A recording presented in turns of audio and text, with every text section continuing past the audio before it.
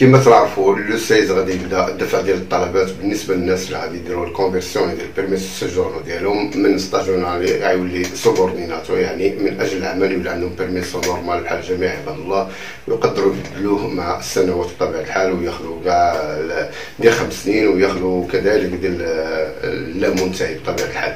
المهم اللي غادي يبداو من لو 16 هادو الناس اللي غيبدلوا من ستاجونالي سوبورديناتو، كذلك الطلبه، كذلك الناس اللي عندهم فورماسيوني دايرين شي فورماسيوني، يعني دايرين شي مدرسه، دايرين شي حوايج بحال هادشكل هذا، هما كذلك لو 16 غادي يدفعوا الطلبه ديال تغيير البيرميس سوجورنو ديالهم.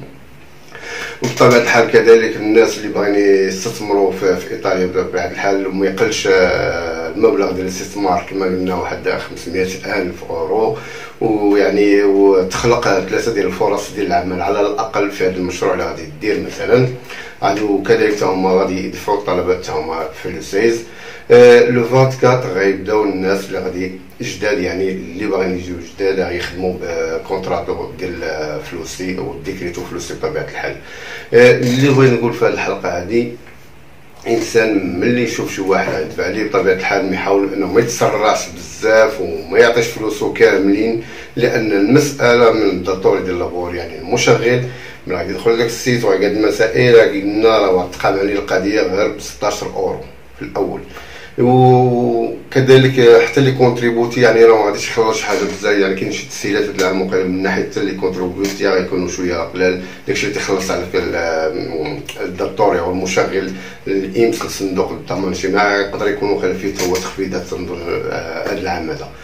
كما قلت لكم الانسان ما يدفعش فلوسه كاملين ويتسنى، هذه نصيحه نعطيها لكم، يتسنى تخرج له النوله اوسطا، تخرج النوله اوسطا يعني راه كلشي بخير وعلى خير.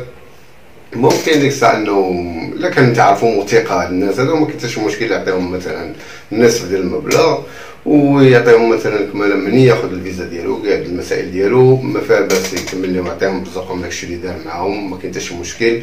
هادشي اللي بغيت ننصح به الاخوان ديالي. وحتى الكونطرا ديال 6 شهور ممكن ان الانسان ياخذهم ديال 6 شهور وديال 9 شهور، ما ياخذش قل من هادشي. كنت قلت في الاول ما تاخذوش كاع حتى 6 شهور، ولكن حتى 6 شهور ممكن تاخذوها بطبيعه الحال، خص تبدل بنفس الدكتور ديال لابور، يعني نفس المشغلات تبدل معاه الكونطرادات. هذا علاش قلت ما من الاحسن ما تاخذوش ديال 6 شهور، تاخذوا ديال 9 شهور. ولكن الانسان لما لقاش لقى غير هذيك ديال 6 شهور فلا باس، ما عندوش اختيار، الانسان ياخذ هذيك ويجرب حظه، والتوفيق للجميع ان شاء الله. شي تنتمناو.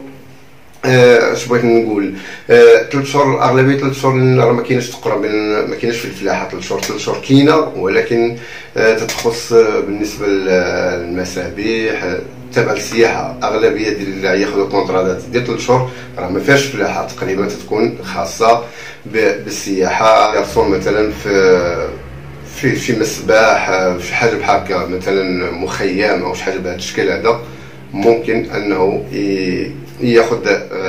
كانت هذه الحلقه ديالي بعجاله، والى حلقه اخرى استودعكم الله الذي لا تضيع ودائعه، والسلام عليكم ورحمه الله تعالى وبركاته.